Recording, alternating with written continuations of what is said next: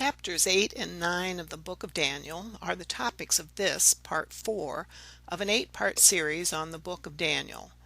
The series is about the chapters that reveal information about when the Messiah of the latter days will appear, and who he was. Yes, he's been here and gone already, just as the thief in the night that Jesus said he would be when he returns. And these chapters 8 and 9 in this part 4 tell us the year of the appearance of the Messiah of the latter days, and some very strong indicators of where and who the Elijah figure and the Messiah were to be. Chapter 8 contains the prophecy called the goat and the ram, in which there is a time prophecy referred to as the 2300-day prophecy that foretells when, the year, the Messiah of the latter days would appear. Chapter 9 has another time prophecy.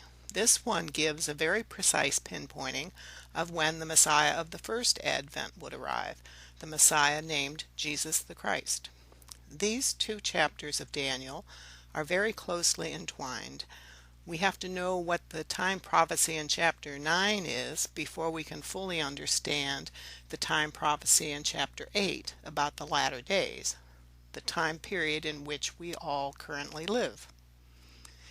This part 4 and some others in the series are quite lengthy, definitely a barrier for those who have short attention spans. I advise the watchers of this and other lengthy videos in the series to divide them up into segments and keep a record of where you stop, the time marker on the video, then pick up at that spot the next time. There is no rush to complete the 8-part series, but it is really important to see at least the first 7 parts of the series in order, starting with part 1 in the series on the Book of Daniel. To access these 8 videos in the Book of Daniel series and my other videos on Bible prophecy fulfillment, go to YouTube, youtube.com, and enter my channel name into the search box. My channel name is there on the screen, Integral Destiny 9, all one word, and don't forget the number 9 at the end. Then select the video you want to watch. The Daniel series videos all begin with the Book of Daniel in the title, and then state the part number at the end. So we begin with the prophecies within the vision of the goat and the ram found in chapter 8 of Daniel. Now, it should be noted that in discussing Bible prophecies about time prophecies contained in these chapters, a detailed explanation of the mathematics of Bible time prophecies will be given. The language in math is specialized, so it takes a while to make it understood, although it is actually rather simple. Anyone can understand this math, so all you math phobes out there have absolutely nothing to worry about. This is a timeline of the kings of the Neo-Babylonian Empire, also known as the Chaldean Empire and also known as the 11th dynasty of Babylonian kings. It started with Nabopolassar, as you see him on the left there. He was the first emperor of the Neo-Babylonian Empire. Nebuchadnezzar was next. Nebuchadnezzar of the Book of Daniel fame, and then there's several kings after him, and then you see circled there Belshazzar. He was the king that Daniel had this vision of the goat and the ram apparently during the reign of King Belshazzar. Chapter 8 begins by stating that Daniel had his vision in the 3rd year of King Belshazzar, so that would put that time when the vision occurred at 550 BC. Some of you will remember this map from the other parts of this series. The darker blue in the central area of the map shows the territory of the Neo-Babylonian Empire during the time of Daniel. This is a different map, but it shows the same territory in the Middle East. The yellow rectangle there shows the approximate area of the Neo-Babylonian kingdom, and you will see in many maps I will put in there a similar rectangle to remind you where the Neo-Babylonian Empire was located on each of the maps. Now here I wanted to point out that Babylon is near the center of the map. It's circled in red, and then over to its right is Susa in the ancient land of Elam, which is mentioned in this vision. Now we don't know whether Daniel was actually in Susa when he had the vision, or he just had the vision that was apparently, the vision was in Susa. But apparently he knew that territory one way or the other. On this map, the area inside the green borders of the rectangle there is the former territory of the Neo-Babylonian Empire. I just thought it was important to picture the territory that the book of Daniel addresses. The locales of the events in the prophecies of Daniel happen within the rectangle area, within the Neo-Babylonian Empire. Please note that quotes from the Bible text of Daniel chapters have a background of yellow. That is so it will be easily differentiated from other quotes of other sources. And here we're going to begin I'll be running through verses 1 through 27, so it's going to be a long slog here, and then afterwards there will be an explanation of the meanings, and then we'll go on with other verses from there. So, quote, "In the 3rd year of King Belshazzar's reign, I, Daniel, had a vision after the one that had already appeared to me. In my vision I saw myself in the citadel of Susa in the province of Elam, that's in southwest Persia, now known as Iran. In the vision I was beside the Ulai canal. I looked up, and there before me was a ram with 2 horns, standing beside the canal, and the horns were long. One of the horns was longer than the other, but grew up later. I watched the ram as it charged towards the west and the north and the south. No animal could stand against it, and none could rescue from its power. It did as it pleased and became great. As I was thinking about this, suddenly a goat with a prominent horn between its eyes came from the west, crossing the whole earth without touching the ground. It came toward the 2-horned ram I had seen standing beside the canal, and charged at it in great rage. I saw it attack the ram furiously, striking the ram and shattering its 2 horns. The ram was powerless to stand against it. The goat knocked it to the ground and trampled on it, and none could rescue the ram from its power. The goat became very great, but at the height of its power the large horn was broken off, and in its place 4 prominent horns grew up toward the 4 winds of heaven. Out of one of them came another horn, which started small but grew in power to the south and to the east and toward the beautiful land. It grew until it reached the host of the heavens, and it threw some of the starry host down to the earth and trampled on them. It set itself up to be as great as the commander of the army of the Lord. It took away the daily sacrifice from the Lord, and his sanctuary was thrown down. Because of rebellion, the Lord's people and the daily sacrifice were given over to it. It prospered in everything it did, and truth was thrown to the ground. Then I heard a Holy One speaking, and another Holy One said to him, 'How long will it take for the vision to be fulfilled? The vision concerning the daily sacrifice, the rebellion that causes desolation, the surrender of the sanctuary, and the trampling underfoot of the Lord's people?' He said to me, 'It will take 2,300 evenings and mornings, then the sanctuary will be reconsecrated.'" Now we get to Daniel's interpretation of the vision. Verse 15. "While I, Daniel, was watching the vision and trying to understand it, there before me stood one who looked like a man. And I heard a man's voice from the Ulai calling, 'Gabriel, tell this man the meaning of the vision.' As he came near the place where I was standing, I was terrified and fell prostrate. Son of man, he said to me, understand that the vision concerns the time of the end. While he was speaking to me, I was in a deep sleep with my face to the ground. Then he touched me and raised me to my feet.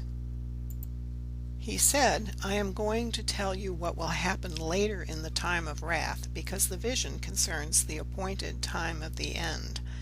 The two-horned ram that you saw represents the kings of Media and Persia. The shaggy goat is the king of Greece, and the large horn between its eyes is the first king. The four horns that replaced the one that was broken off represent four kingdoms that will emerge from his nation, but will not have the same power. In the latter part of their reign, when rebels have become completely wicked, a fierce-looking king, a master of intrigue, will arise. He will become very strong, but not by his own power. He will cause astounding devastation, and will succeed in whatever he does. He will destroy those who are mighty, the holy people. He will cause deceit to prosper, and he will consider himself superior. When they feel secure, he will destroy many and take his stand against the Prince of Princes. Yet he will be destroyed, but not by human power. The man in the vision is still talking to Daniel here. The vision of the evenings and mornings that has been given you is true, but seal up the vision, for it concerns the distant future. And the man stops talking here. I, Daniel, was worn out. I lay exhausted for several days. Then I got up and went about the king's business. I was appalled by the vision. It was beyond understanding. End quote. And that's the end of Daniel's interpretation and the end of chapter 8 text. But we have a lot of explaining to do here.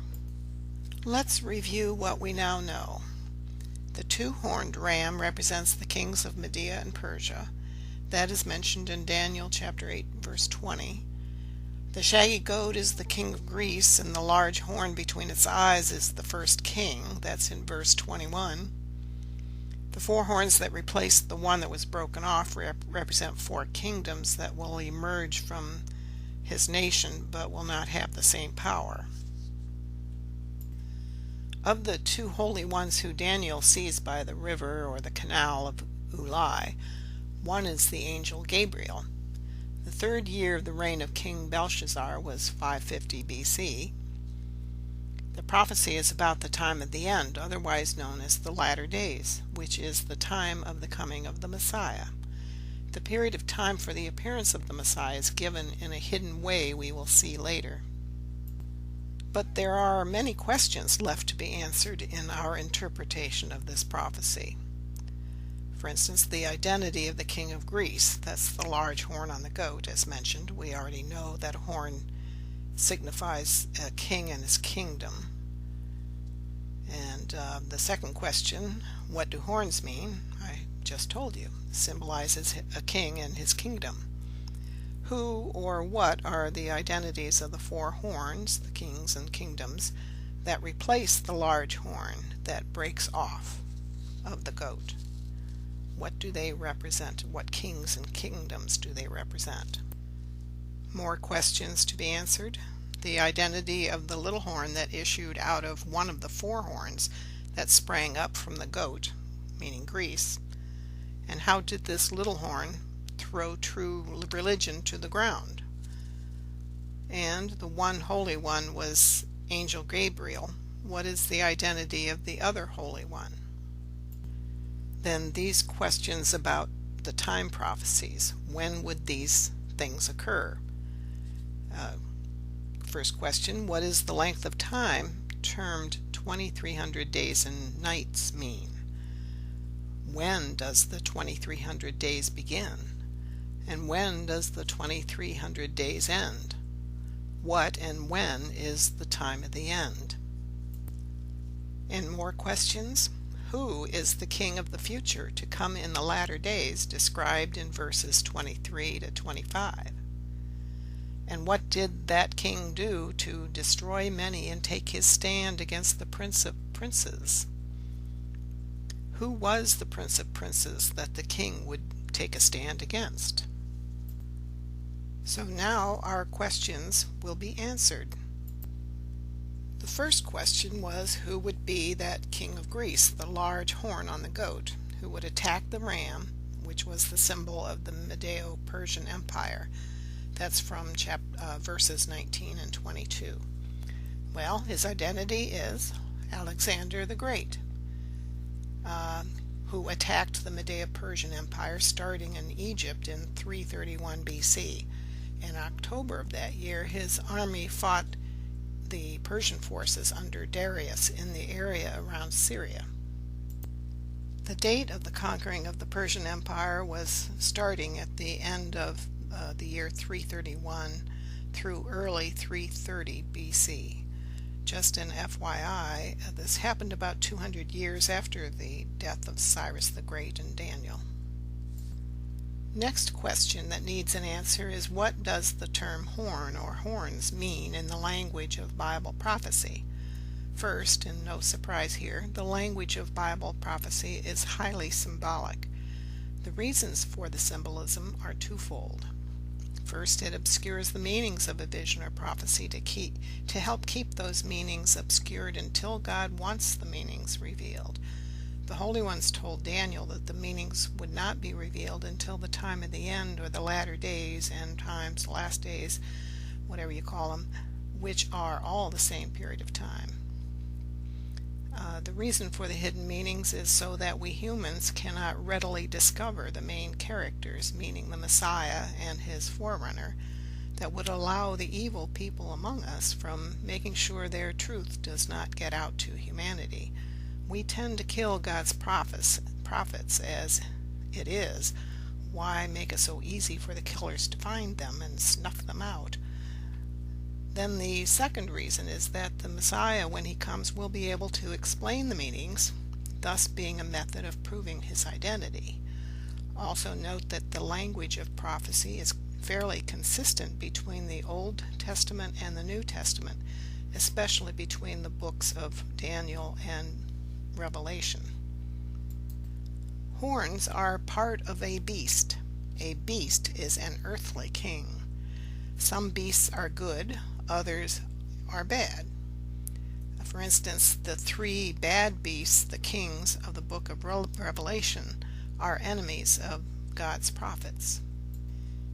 In the language of Bible prophecy, the nature of the beast is shown by the type of beast. For example, a dragon is a vicious beast or king. A lamb is a meek, humble king. Goats and rams are known to be territorial and charge and butt heads. A horn on a beast is a kingdom or the reign of a king. How big, little, strong, or weak gives the main characteristic of that kingdom or king's reign. In Daniel chapter 8, the very large, strong horn of the goat means a bigger-than-life type of king. Horns breaking or breaking off means the power of the kingdom or the king's reign ends. A growing horn means the king or kingdom is getting more powerful. The answer to the third question, what do the four horns mean on the goat, the four horns that grow out of the larger horn that breaks off? Well, the goat symbolizes Greece, we know that. The large horn that eventually breaks off is Alexander the Great. After Alexander dies at just 32 years of age, and by the way, he died when he was in the palace of King Nebuchadnezzar. Anyway, after his death, 4 of his generals divide up his empire. Actually, they started out with 5 generals, but I'll tell you the story how it gets down to 4 in just a minute. These 4 horns are the 4 empires headed by these 4 generals that grow up to replace the one large horn that breaks off, who was Alexander. The orange area on this map of the Middle East shows the extent of the empire of Alexander the Great as of about 323 BCE. And as usual, I've drawn in there that green rectangle to show the territory of the former Neo-Babylonian empire of Nebuchadnezzar. You can see that Alexander's territory took up more than half of that former Neo-Babylonian Empire territory. And these are the initial 5 generals who divided up Alexander the Great's Greek Empire after his death. Lysimachus, Cassander, Ptolemy, Antigonus, and Seleucus. And this map shows how those 5 generals divided up Alexander's kingdom. Cassander and Lysimachus are in the upper left, Antigonus in the bright blue area, kind of in the center of the map. Seleucus is in the orange area, and Ptolemy, the area that's green at the bottom left. The 5 generals fought each other for several years until the Battle of Ipsus in 301 BC, which crossed Antigonus off that list when he was defeated by the allied Seleucus and Lysimachus. Then there were 4.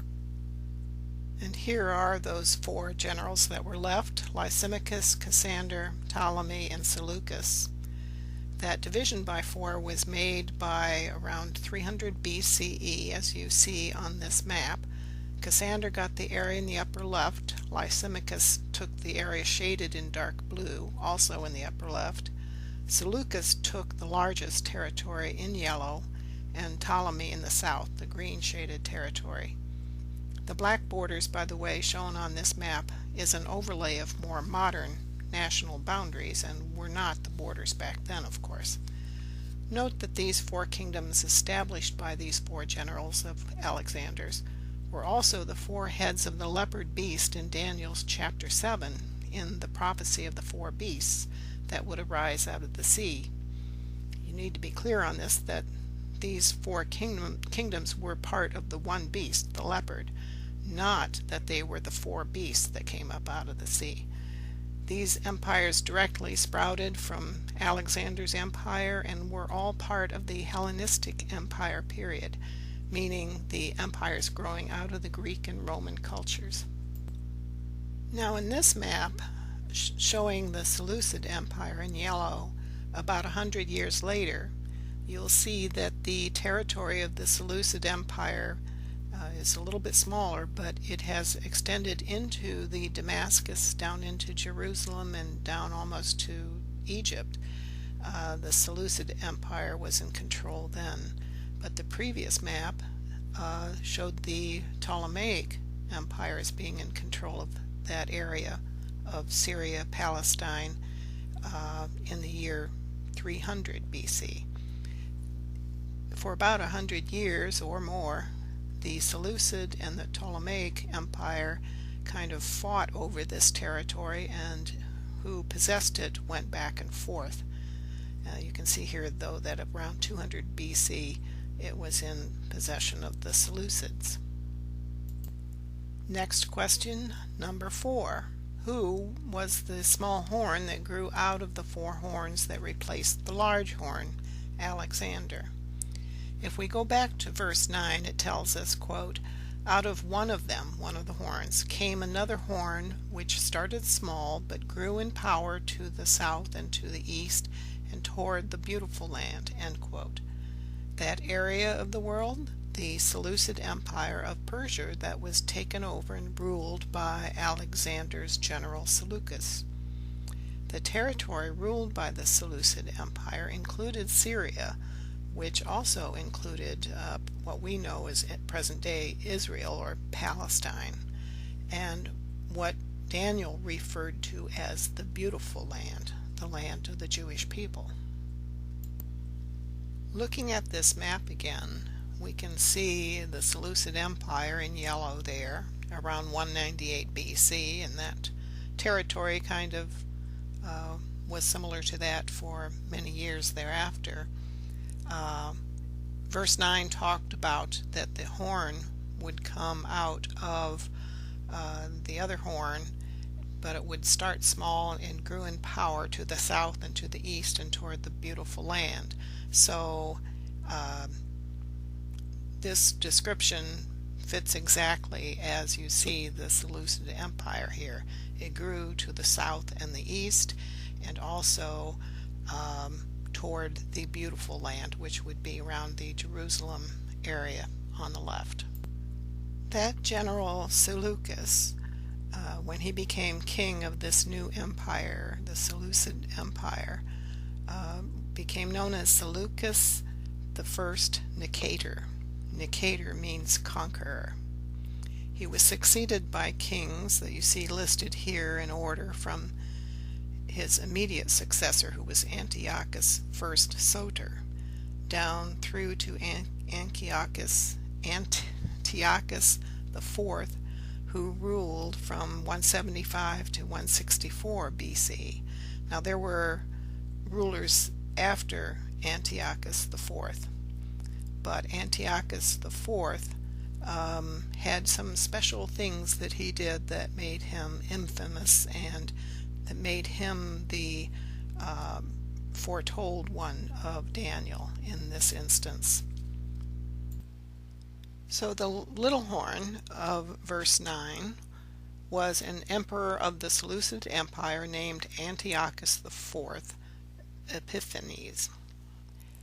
Note that Bible scholars, both Jewish and Christian, have long ago identified Antiochus IV as being this little horn of verse 9. Nothing new here, but new understandings of other verses follow this. A caution here. Later, starting in verse 23, the man, the angel Gabriel, who's giving this vision to Daniel, is explaining the vision to him. The man starts describing a fierce-looking king, a master of intrigue, who would come in the latter part of their reign, who would, quote, take his stand against the prince of princes, end quote. Be clear that this king, Antiochus IV, who is the little horn of verse 9, is not the fierce-looking king of verses 23 to 25. That king of the future in verses 23 to 25 will be a descendant of the Persian kings, meaning a king in one of the future dynasties of Persian kings. But he will live in the times of the latter days, the end times, during the lifetime of the Messiah of the latter days. But we will go on here to describe why Antiochus IV Epiphanes is the little horn of verse 9. This is a reminder of what that little horn, which we're saying here was Antiochus IV, do to warrant being labeled as the cause of abomination and desolation. Let's review the text there. Quote, it, that little horn, threw some of the starry host down to the earth and trampled on them, took away the daily sacrifice from the Lord, and his sanctuary was thrown down, and truth was thrown to the ground. So what terrible things were done to the host, the Jewish people, by this man? Well, Antiochus was Greek. He believed in the Greek gods. He intended to Hellenize the Jews in Israel, meaning he wanted them to worship Greek gods, speak the Greek language, adopt Greek culture, basically give up the Jewish religion and its rites and traditions. The Jews refused to comply. He devastated Jerusalem in 168 BC. He defiled the temple, for instance, offering a pig on its altar. Jewish law considers pigs to be unclean, thus this was a defilement of the temple. He had an altar erected to worship the Greek god Jupiter, and he prohibited Jewish temple worship. He even had the high priest Onias replaced by someone who was an Hellenized Jew, who held his allegiance more to Antiochus than to the covenant with the Jews, with God. He forbade circumcision on the pain of death, sold thousands of Jewish families into slavery, destroyed all copies of Scripture that could be found, slaughtered everyone discovered in possession of such copies, and resorted to every conceivable torture to force Jews to renounce their religion. Thus he threw truth to the ground, as mentioned in verse 12. Now there were many Jews who became Hellenized and followed what Antiochus wanted. They began to become part of the Greek culture there. But many Jews tried to maintain their culture and their faith, and so many Jews, because of the reactions of Antiochus and the Hellenized Jews, the faithful Jews rebelled. This was called the Maccabean Revolt. It lasted from 167 to 160 BC, and it was because between a Judean rebel group known as the Maccabees and the Seleucid Empire. Antiochus died, and the new ruler of the Seleucid Empire did not try to reestablish that domination over Judea, meaning that Judea gained a kind of independence that they had been seeking. They were still technically under the Seleucid Empire, but the empire kind of bowed out of trying to enforce anything on the Jewish people. The Jewish festival of Hanukkah celebrates this rededication of the temple that they did after they gained their independence. They did rededicate the temple. But the independence of Judea did not last long. The Romans conquered them in 63 BC by Pompey the Great. Judea came under the Roman Empire at that time. But that reconsecrating of the temple after the Greeks basically turned the Jewish temple into a Greek temple in which idols were worshipped was not the real meaning of the prophecy of the 2300 days, which all these verses were leading up to, that prophecy of the 2300 days. So let's go back and relook at verses 13 and 14. Quote, "Then I heard a Holy One speaking, and another Holy One said to him, How long will it take for the vision to be fulfilled, the vision concerning the daily sacrifice, the rebellion that causes desolation, the surrender of the sanctuary, and the trampling underfoot of the Lord's people? He said to me, It will take 2300 evenings and mornings, then the sanctuary will be reconsecrated." End quote. The desolation of Jerusalem and the covenant occurred with the actions of Antiochus IV and his minions, including the Hellenized Jews, who ended the daily sacrifice for a while, and the desecration of the sanctuary of the temple definitely occurred as a result. But the trampling underfoot of the Lord's people, the Jews, although ended for about 100 years, they were then back under the yoke of others, the Romans, after 63 BC. But the man who's talking to Daniel, giving him this vision, clarifies to Daniel what the real meaning here is in verse 17. If you look at the bold statement there, and the part that's underlined, it states, "Son of man, he said to me, understand that the vision concerns the time of the end." The time of the end, meaning the vision is prophesying what would happen in the latter days, not at all foretelling what was happening at the time of Antiochus IV. All these centuries of people thinking the small horn growing out of Antiochus IV was really misguiding people from understanding the real meaning of the prophecy. To be clear, the reconsecration of the temple and the ending of the trampling underfoot spoken of by the Holy One was to be in the latter days, not at the time of Antiochus IV. Therefore, there must be some other meaning to the period of time known as the 2300 days, and I'll be addressing that soon. Now, our question number 6. Who was the other Holy One that Daniel saw and heard? It mentions 2 Holy Ones, but then it only talks about the one in terms of a name, Gabriel. Gabriel, per Robert Riggs, author of I, Daniel, states that according to Judeo-Christian mysticism, the Archangel Gabriel is Archangel Yesud, which means foundation. The appearance of Gabriel has often accompanied an important announcement of a new foundation, that is, the beginning of a new era of spiritual events for our human existence. Again, according to Robert Riggs, quote, Gabriel was the one who delivered the revelation to Muhammad on Mount Hira and announced to Muhammad that he was the messenger to humankind.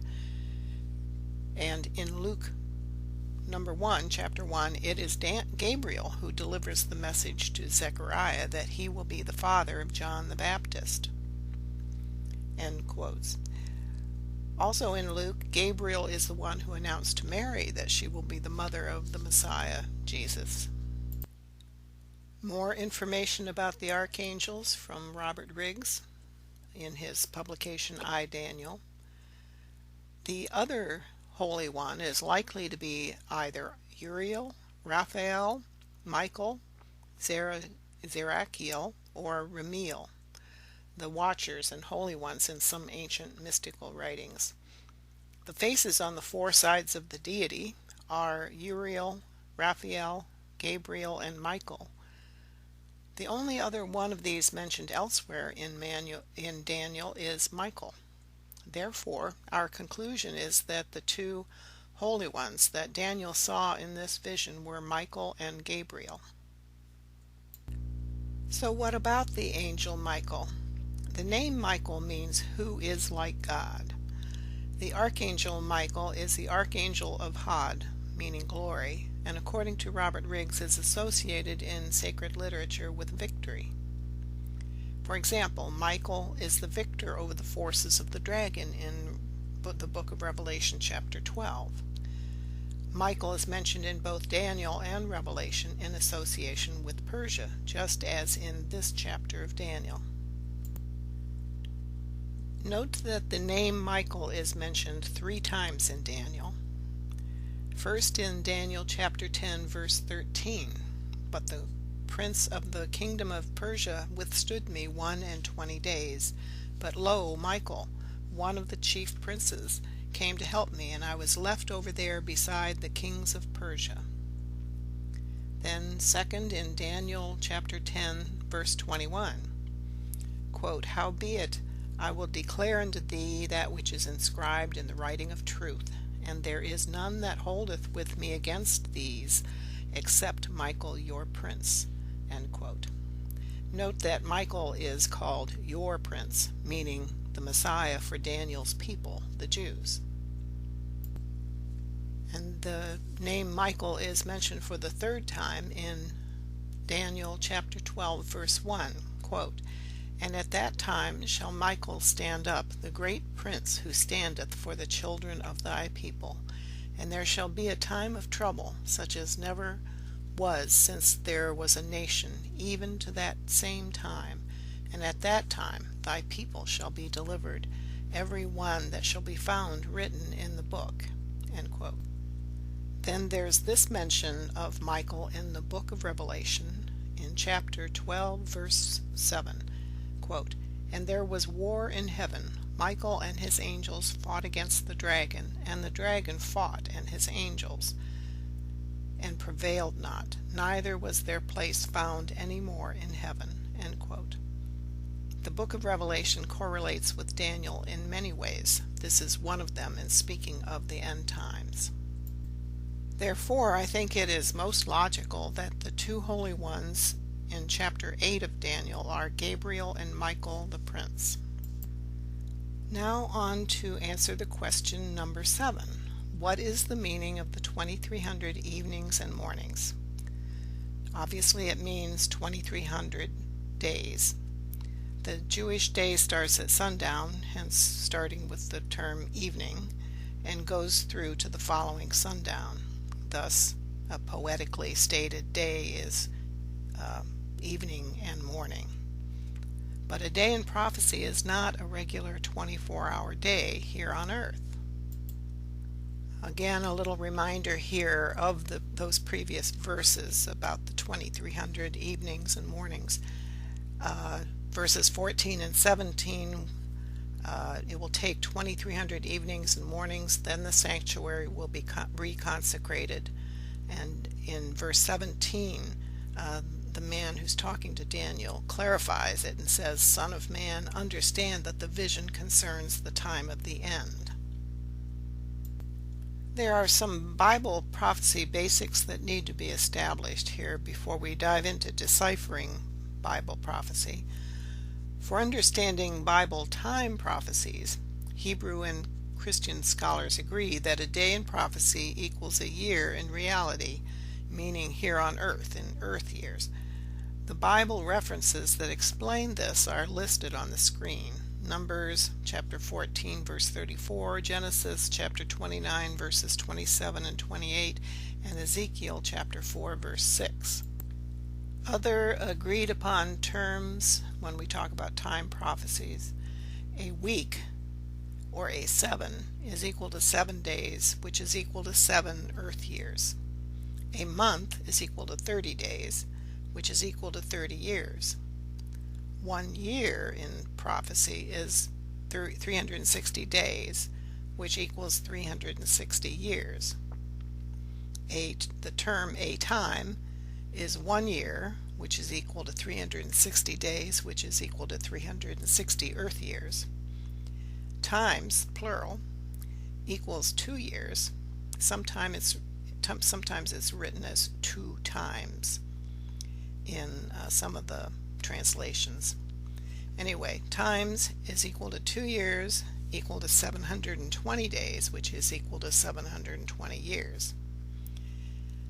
The term "half a time" is half a year, which equals 6 months, which equals 180 days, which equals 180 earth years. How do we know a month in prophecy is 30 days in reality? Not like today's Gregorian calendar with its months of various lengths. Well, we go back to the story of Noah and the ark in the Bible. In Genesis chapter 7 verse 24, quote, "And the waters prevailed upon the earth 150 days." And in Genesis chapter 8 verse 3, quote, "And the waters returned off the earth continually, and after the end of 150 days the waters abated," meaning it stopped raining. Now in Genesis chapter 7 verse 11, quote, "In the 600th year of Noah's life, in the 2nd month, the 17th day of the month, the same day were all the fountains of the great deep broken up, and the windows of heaven were opened," end quote. And then in Genesis chapter 8 verse 4, quote, "And the ark rested in the 7th month, on the 17th day of the month, upon the mountains of Ararat." So Genesis chapter 7 verse 24 and chapter 8 verse 3 describe that period of time as being 150 days in length.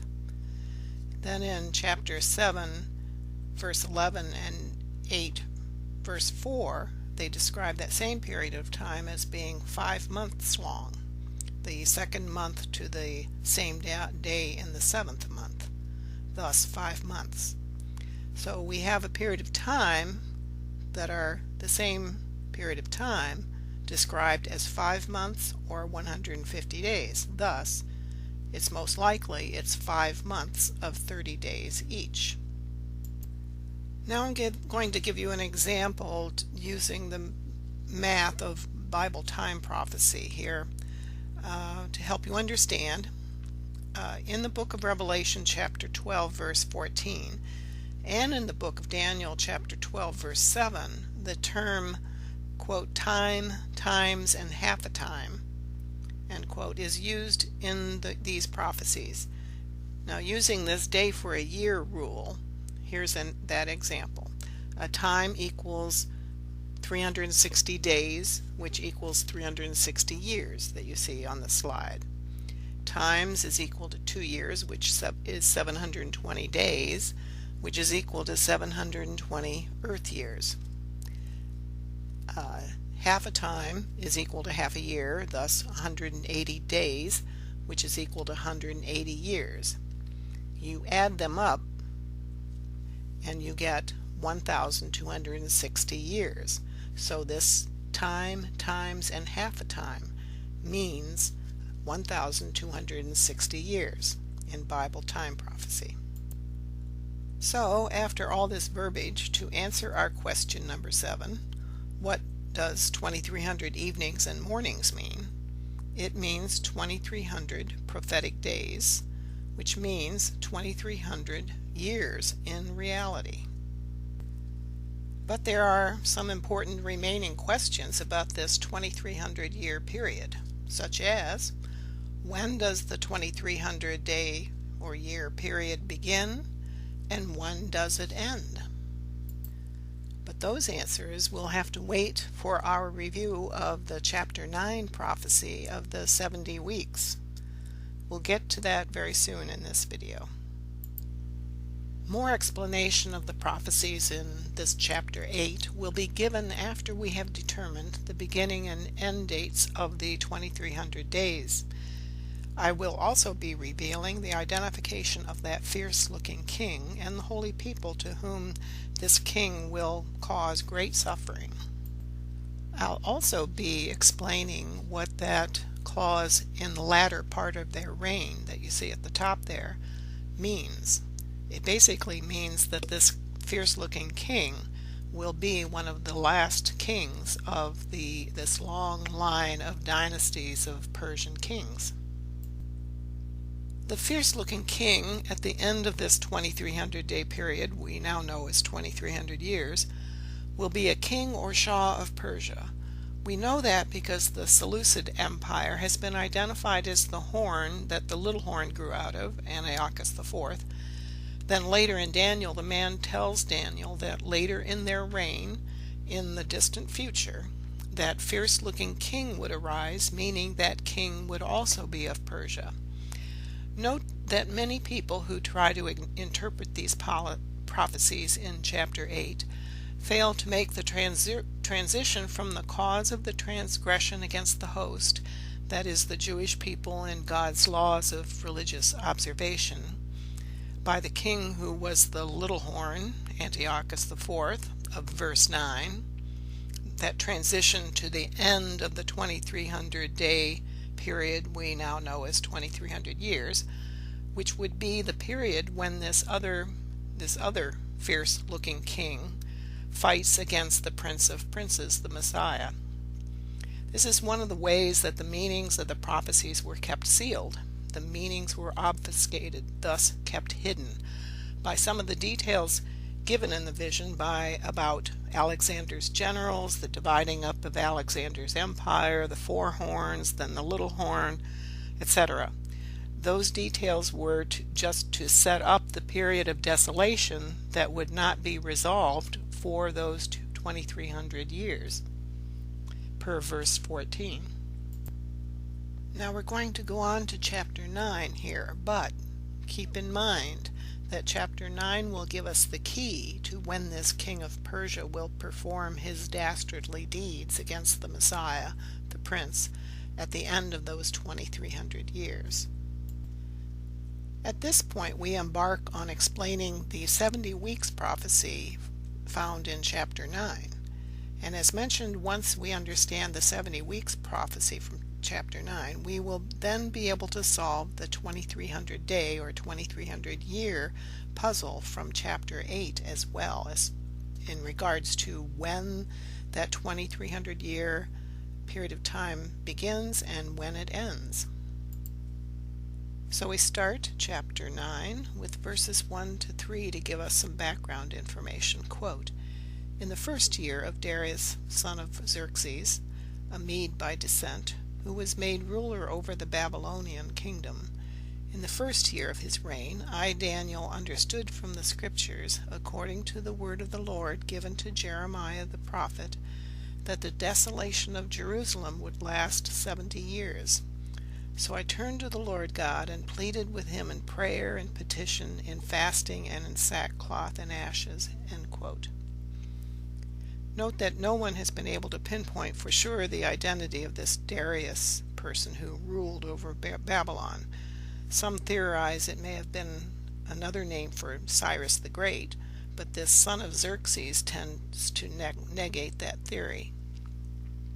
Another idea was that Darius the Mede may have been the father-in-law of Cyrus. Anyway, all this dilemma of if or who Darius was is a red herring to the 70 weeks prophecy.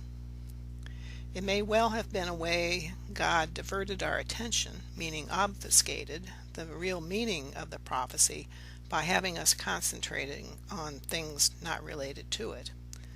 Now, the reference to Jeremiah's saying that the desolation of Jerusalem would last 70 years may also have been a way to confuse those who try to understand the 70 weeks prophecy by throwing in that 70-year period to get people to think it has something to do with it. Instead, it's a kind of a red herring. Daniel begins chapter 9 with a long prayer to God, praising God, confessing the sins of the Jewish people in their not following his laws and commandments, and pleading with him for the deliverance of his people, the Jews, from his wrath. These verses, 17 through 19, are an excerpt of those prayers to God. Quote, "Now, our God, hear the prayers and petitions of your servant. For your sake, Lord, look with favor on your desolate sanctuary. Give ear, our God, and hear. Open your eyes and see the desolation of the city that bears your name. We do not make requests of you because we are righteous, but because of your great mercy. Lord, listen. Lord, forgive. Lord, hear and act. For your sake, my God, do not delay, because your city and your people bear your name." End quote. So I will be going through verses 20 through 27 of chapter 9. Verse 27 is the last verse in chapter 9. Chapter 9 is quite short. Then I'll go back and dissect the verses 24 through 27, which contain the 70 weeks prophecy. So we begin with verse 20, quote, "While I was speaking and praying, confessing my sin and the sin of my people Israel, and making my request to the Lord my God for this holy hill, while I was still in prayer, Gabriel, the man I had seen in the earlier vision, came to me in swift flight about the time of the evening sacrifice." End quote. He instructed me and said to me, "Daniel, I have now come to give you insight and understanding. As soon as you began to pray, a word went out, which I have come to tell you, for you are highly esteemed. Therefore consider the word and understand the vision. 77s are decreed for your people and your holy city to finish transgression, to put an end to sin, to atone for wickedness, to bring in everlasting righteousness, to seal up vision and prophecy, and to anoint the most holy place. Know and understand this. From the time the word goes out to restore and rebuild Jerusalem until the Anointed One, the ruler, comes, there will be 7 sevens and 62 sevens. It will be rebuilt with streets and a trench, but in times of trouble. After the 62 sevens, the Anointed One will be put to death and will have nothing. The people of the ruler who will come will destroy the city and the sanctuary. The end will come like a flood. War will continue until the end, and desolations have been decreed. He will confirm a covenant with many for 1 7. In the middle of the 7, he will put an end to sacrifice and offering, and at the temple he will set up an abomination that causes desolation until the end that is decreed is poured out on him." End quote. And end of chapter 9. Here I have condensed the 70-week time prophecy in the verses 24 through 27 so that I can highlight the key time frames given in the prophecy. At the top in verse 24 is the 70 weeks are determined for your people and for your holy city, to finish the transgression, to make an end of sins, to make reconciliation for iniquity, to bring in everlasting righteousness, to seal up vision and prophecy, and to anoint the most holy. The 70 weeks prophecy period of time I'm labeling as A at the very top. That gives the total time frame for the prophecy to bear fruit, the fruit being the appearance of the Anointed One, the Messiah. In verse 25, know therefore and understand that from the going forth of the command to restore and rebuild Jerusalem until Messiah the Prince, there shall be 7 weeks. That is the B highlighted time period of 7 weeks, or 7 sevens as it's termed in some translations. Then it goes on to state, and 62 weeks, which is the next period of time, 62 weeks, is labeled C.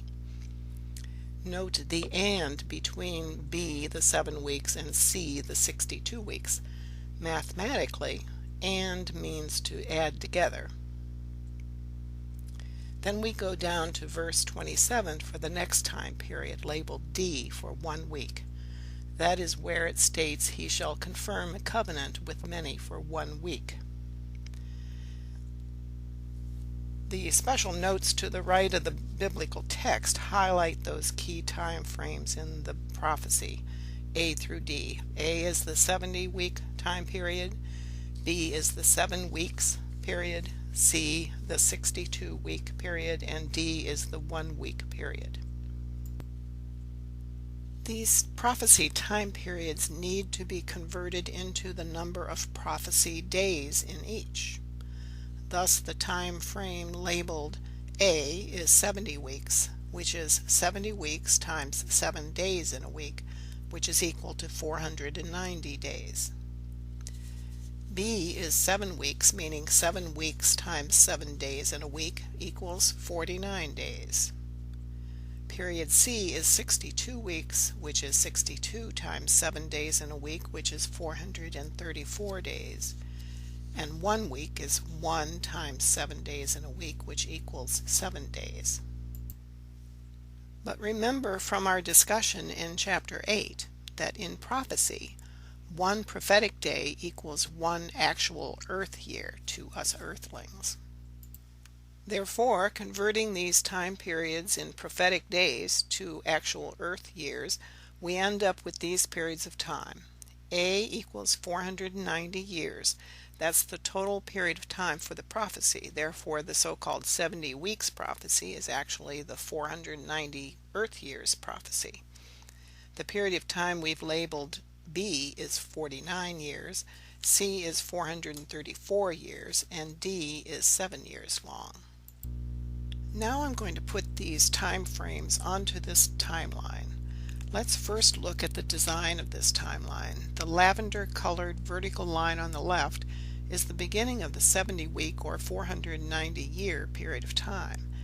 At this time we are starting at year 0 because we have not yet discovered the beginning point for the 70-week or 490-year time period. We will find out later from Daniel when the starting point is. On the orange horizontal timeline, the weeks, meaning the years, are in increments of 10 as you advance in the time to the right. If you look at the bottom, the number of weeks is on the top with the number of years on the bottom. So if we start at year 0 on the left, the first vertical yellow line is at the 10-week mark, which means in prophecy time speak, it means 70 years. 1 week times 7 days in a week equals 70. Advancing 10 more weeks, you add 70 years to the bottom year number, and you arrive at 140 years, etc., until on the far right you get to the lavender vertical line demarcating the 70-week end of the prophecy, which is, of course, 490 years. Just to be clear, the horizontal pink line at the bottom is highlighting, it's actually underlining, the demarcations of the weeks in the 10-week increments on the timeline. And here the horizontal green line is highlighting, again underlining, the years in the 70-year increments that you see. So at 70 years is the first one, add 70 years and you're at 140 years, add 70 more years, you're at 210 years, etc. This is a timeline depiction of the 70-week period of time until the coming of the Messiah from Daniel chapter 9 verse 24. As we know, 70 weeks times 7 days per week results in 490 days, which equals 490 years. The lavender A and the lavender horizontal arrow underneath it illustrates the 70-week or 490-year period that spans from the vertical line on the left, our year 0 at this point, to the vertical line on the right, which is the coming of the Messiah. This shows the 7-week period I've titled B, which is 49 years long. It is the time it took to rebuild Jerusalem. Starting at the year 0, at that vertical purple line, going 49 years, 7 weeks, you end up at the blue dashed vertical line. So the green B and the arrow underneath it illustrates that 7-week or 49-year period of time that spans from the purple vertical line on the left to the blue dashed vertical line just a bit to the right. Now this timeline depicts the 62-week period of time from verse 25. 62 weeks times 7 days per week results in 434 days, which equals 434 years. The yellow C and the arrow underneath it illustrates that 62-week or 434-year period of time that spans from the dashed blue vertical line on the left to the red dashed line on the right. Now the B and C periods of time are sequential. They do not overlap.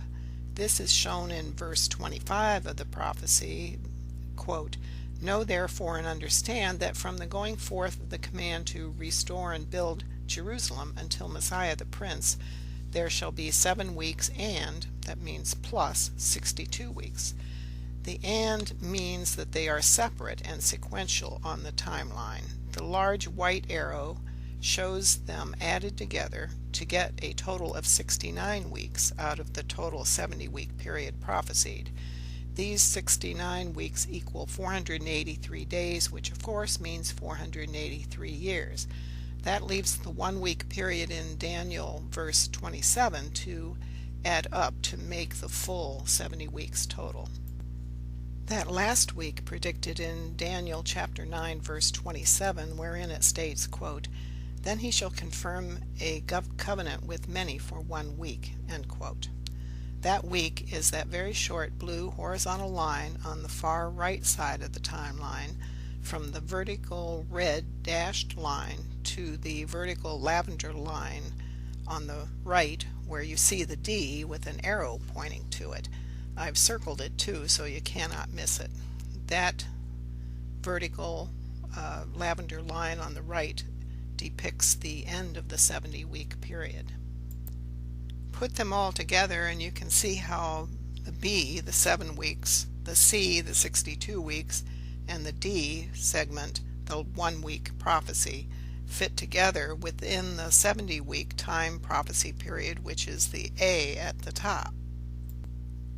And here is just the simple mathematical representation of how the time periods A, B, and C equal the 490 period, the A we labeled on those timelines. This is just a little fact check here. But this 70-week prophecy or 490-year prophecy is meaningless unless we know what the starting point was, so that we would then be able to figure out the ending point, which would be when the Messiah would come. So we need to go back to Daniel chapter 9 verse 25 to find out what the starting point is for this 70-week prophecy. Quote, "Know therefore and understand that from the going forth of the command or decree to restore and build Jerusalem until the Messiah the Prince, there shall be 7 weeks and 62 weeks, etc." End quote. So the beginning point of the 70 weeks period is the year when the command or decree to build Jerusalem was issued. There were 4 commands or decrees to rebuild Jerusalem that Bible scholars cite as possible dates. The first was in 536 BC by Cyrus. That's documented in the book of Ezra, chapter 1, verses 1 through 4. The second was in 519 BC by Darius. That's also in Ezra, chapter 6. Third was 457 BC by Artaxerxes in Ezra, chapter 7. And the fourth was in 444 BC by Artaxerxes, again stated in Nehemiah chapter 2. Most Bible scholars agree that the third decree, issued in 457 BC, was the one that really resulted in the building of Jerusalem, and most importantly of all, resulted in the restarting of religious observations in the temple. So now we take that timeline that we reviewed before, but now we've plugged in that beginning date of 457 BC in the far left of the timeline. So now we can determine exactly where that 490-year period ended. Now here on this timeline I've stripped out some of the segments of the 70-week prophecy so that we can better see the starting point, 457 BC, and the ending point of approximate 33 or 34 Common Era. So we can see that that is precisely the time when Jesus had his ministry, and of course the crucifixion. Now there is no record of any other claimant to messiahship that meets these criteria, whose message survived the test of time. Others who did claim or were thought to be the Messiah vaguely in this period of time, such as Bar Kokhba, did not last as legitimate messiahs in the annals of history. Thus, the Messiah's first advent, Jesus Christ, has been proven exactly when the book of Daniel said it would happen. This proven track record of Bible time prophecy mathematics shows us that Bible time prophecy mathematics are true. Jesus was the Messiah of the first advent, and that from the time the word goes out to restore and rebuild Jerusalem, that's verse 25, to when the anointed one, the ruler, comes, is to be calculated from the 457 BC year. Alert, alert, there's a key hidden meaning here. Daniel is giving the time frames for the coming of two appearances of the Messiah. The 70 weeks prophecy was about when the Messiah would come the first time. The end point of the 2300 days prophecy is from chapter 8, is when the Messiah, the anointed one, appears the second time in the latter days. So we must use the beginning date, 457 before Christ BCE, to calculate both prophecies. This timeline was in our review of the interpretation of chapter 8's prophecy of the goat and the ram, which includes that 2300-day prophecy. If you remember, Daniel prophesied that it would be 2300 days, which of course is 2300 years, until the sanctuary would no longer be trampled underfoot and would be reconsecrated. Reconsecrated would mean that the Jews would be gathered from the four corners of the earth back in Israel, per the promise of God in the Old Testament, and the Messiah would come. That is the meaning of the sanctuary being reconsecrated, the coming of the Messiah. By the way, the temple will not be rebuilt. That doesn't matter at all in whether the Messiah is coming back or not. You should see my video, The Prophecy of the Seventh Millennium, for an explanation of that. We know from the 70-week prophecy that the starting point of the count is that year 457 BCE, when the edict to rebuild Jerusalem by Artaxerxes in the book of Ezra actually bore fruit, resulting in the construction process beginning. Therefore, the 2300-year period in this prophecy begins the same year as the 70 weeks prophecy of the first coming of the Messiah, namely Jesus Christ. The 2300-year period ends in 1844 Common Era. Note, if you do simple math, it comes out to 1843, but you must add 1 year to compensate for there being no year 0 in the transition from BC, before Common Era, to Common Era, or AD, in the Gregorian calendar. That's why we end up with 1844 instead of 1843. By the way, this Bible prophecy interpretation is not new. It's no new discovery or anything.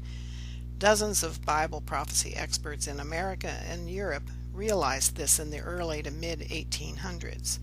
One was the founder of the Seventh-day Adventists, another was William Miller, and this period of time was called the Great Awakening. These dozens of vocal prophecy crusaders sparked a movement of fervent Christians who were awaiting the return of Christ around 1843 or 1844. A couple dates were selected by William Miller for the return. Thousands of his followers eagerly awaited the return of Christ. But alas, it did not happen, at least as these devoted followers of Jesus Christ expected anyway. Jesus Christ did not come down out of the sky in, on, or with a literal cloud. These devoted Christians were bitterly disappointed. Understandable. Their devoted expectations were crushed. Others had a field day ridiculing them. The result was the great disappointment. They started with the Great Awakening, ended up with the Great Disappointment. I often wonder, what if they had gone out in search of the Messiah? After all, Jesus said he would come as a thief in the night. Maybe they would have found the Elijah figure then, the Bab, or the Messiah himself, Baha'u'llah, especially after 1868 in the Holy Land where the Messiah had been exiled. Oh well, that didn't happen. God probably knew they wouldn't search for him. These followers of Jesus thought that Jesus would come down out of the sky and land at their feet, that they would not have to put any effort whatsoever into finding the returned Messiah. Unfortunately, many Christians today still have this expectation. Just a little interesting thing here about the Seventh-day Adventists. This sect of the Seventh-day Adventists grew out of the Great Awakening and the resultant Great Disappointment. When Jesus did not come down out of the sky to land at their feet, the founders of this sect modified their interpretation to state that Jesus actually did return, but only in the heavenly realm, not on earth. Their famous diagram of the 70-week and the 2300-day prophecies is next. This diagram is very similar to the original ones developed by the Seventh-day Adventists, showing the timeline for that 2300-year period. It starts at the far left at 457 BC. The long, high arch is the 2300-year prophecy period of time. The tiny version of the previous chart of the prophecies of the first coming of the Messiah, the 70-week prophecy, is at the far left. The little goalposts of that 70-week period, the 490-year timeline that we have already explained in detail. So both prophecies, the first and second Advent prophecies, start at exactly the same beginning point, 457 BC. Note that this 2300-year period ends in the year 1844 Common Era, or 1844 AD. Note also that the year 1844 Common Era is the same year as the Islamic calendar year of 1260. So now we know the answer to the prophecy of 2300 days from chapter 8, in addition to the prophecy of the 70 weeks. The year 1844 Common Era for the return of the Messiah is found, and validated in several other Bible prophecies too. Now some of you watching may still be thinking of the common refrain from Matthew chapter 24 verse 36, quote, But about that day or hour no one knows, not even the angels in heaven, nor the Son, but only the Father." End quote. The Bible does not give the specific day or hour for the return of the Messiah, but it does give the year in several locations, both in the Old Testament and the New, especially in the book of Daniel and the book of Revelation. Here's another example of a prophecy from the Old Testament that was also fulfilled in the year 1844, and that's the 7 times prophecy found in Leviticus chapter 26 verses 14, 15, and 18. Quote, and God is speaking to the Jews here. Quote, "If you will not listen to me, and if you reject my decrees, I will punish you for your sins 7 times over." End quote. Now the 7 times prophecy in Leviticus starts in a different year than the 7 times prophecy in this book of Daniel chapter 4 verses 16, 23, 25, and 32. That's a time prophecy in the vision Nebuchadnezzar had of a great tree. The Leviticus 7 times prophecy starts in the year 677 BC, the year Nebuchadnezzar took King Manasseh captive, meaning the time of punishment begins. The prophecy ends and was fulfilled in 1844, as I mentioned. Note that this 7 times prophecy in Leviticus uses 2,520 solar years, that's the 7 times, because it was foretold in a setting controlled by the Hebrews, who used a solar calendar. The 7 times prophecy in Daniel chapter 4 uses 2,520 lunar years and starts in the year 602 BC and ends again in that year 1844 Common Era. This prophecy from Daniel chapter 4 uses lunar years because the prophecy was made by Daniel while he was in a land that used a lunar calendar, meaning Babylon. See my video, Christ Has Returned, for the proof of the Leviticus 7 times prophecy. And of course, see it in the book of Daniel in the Great Tree prophecy part. You will see much of this in that video, but there are also additional proof of other Bible time prophecies that point to the year 1844.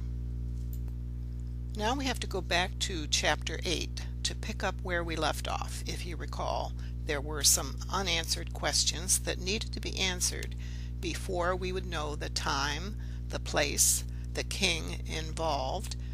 Remember this fierce-looking king who would be a master of intrigue that we determined would be a king of Persia. And most of all, we need to find out the identities of the forerunner, the Elijah figure, and the Messiah, who would appear around 1844. These 2 questions were some of the questions that we asked during the review of chapter 8 on the goat versus the ram prophecy, the 2300-day prophecy. But we could not fully answer them at the time because we did not know the end date or year of the 2300-year prophecy of the coming of the Messiah in the distant future. But now we know the answer to question number 7, and that it was the year 457 BC was the beginning date, and the culmination date for that prophecy was the year 1844 Common Era. But what about question number 8? What and when is the time of the end? That obviously is around the 1844 Common Era date, but the answer is found in the Jewish 7th millennium prophecy in their mystical writings known as the Zohar. By the way, a point of clarification here. What we call the latter days or the last days or the end times are the same time period before the arrival of the 7th millennium, the millennium of God's kingdom on earth, the sabbatical millennium according to Jewish tradition and sacred texts. The Messiah appears during the last days or the latter days, but the term is actually in reference to the end of the 6th millennium as we approach the 7th sabbatical millennium. And it needs to be understood that the last days does not mean the last days before the end of the world. This slide shows the former translation of the famous version of the verse, one of several, in the book of Matthew, wherein it stated, per the translation from the original Greek at the time, quote, "Tell us, when shall these things be, and what shall be the sign of thy coming, and of the end of the world?" End quote. That's end of the world. Most people understood it to mean that the planet and everything on it would be destroyed and all would die. However, translations have improved since the original King James Version of the Bible, and we now know that the correct translation from the Greek is, quote, "Tell us," they said, "when will this happen, and what will be the sign of your coming and of the end of the age?" End quote. Note that the new King James Version also corrects this translation from the word world to age. At the end of the age is far, far different than the world ending. In fact, it directly infers that when one age ends, then another age comes after that. So the end times and the last days just mean the end of the age, not the end of the world. The term latter days also infers the end of an era or age. Concerning the latter days, the beginning of it is somewhere around that 1844 Common Era date that the 2300-day prophecy gave us. But the definitive answer is found in the Jewish 7th millennium prophecy in their mystical writings known as the Zohar. The Zohar states that the Messiah is to come after the 600th year of the 6th millennium. The latter days thus began around that 600th year, which is equal to the 400-year period or so between the 600th year of the 6th millennium and the start of the 7th sabbatical millennium. The 6th millennium started in 1240 Common Era, about 775 years ago. The 600th year then was 1840 Common Era, the approximate start of the latter days. This slide shows the full timeline of the 7 millenniums. The vertical line at the far left is the year 1 of the Jewish calendar. Note that this timeline can be used whether you believe in a 6,000-year-old Earth or a 4.5 billion-year-old Earth. This 7 millennium timeline can be considered as just a 7,000-year portion of a much longer timeline if you believe in an older Earth, as I do. Each day on the timeline is equivalent to 1,000 Earth years. On the right are the 6th and 7th millenniums. The red arrow near the lower right corner shows when the Messiah of the Second Advent, Baha'u'llah, appeared. The blue shaded area is the approximate time span of the latter days, or end times, last days, whatever you choose to call it. The last 400 years at the end of the 6th millennium, that's day 6, is when the world is being prepared to accept the new Messiah and greet the 7th sabbatical millennium, meaning the last days before the 7th millennium, during which the Messiah would return. That is, that 400-year period of the latter days is when the Messiah would return. He returns before the actual start of the 7th millennium. At this point, most of the world is not even aware of his coming. God is giving us some time to get the gears in motion to welcome the full impact of that 7th millennium. Note that the period of the latter days has fuzzy boundaries in time, as shown by the dotted pink lines on the timeline, approximately from the year 1840 Common Era to 2240 Common Era. That's yet to be in our future there. The spiritual power of the appearances of the Forerunner and the Messiah on earth begins to be felt before that year 1840, just as it will still have effects into the 7th millennium itself. Baha'u'llah was born in 1817, and the Bab in 1819.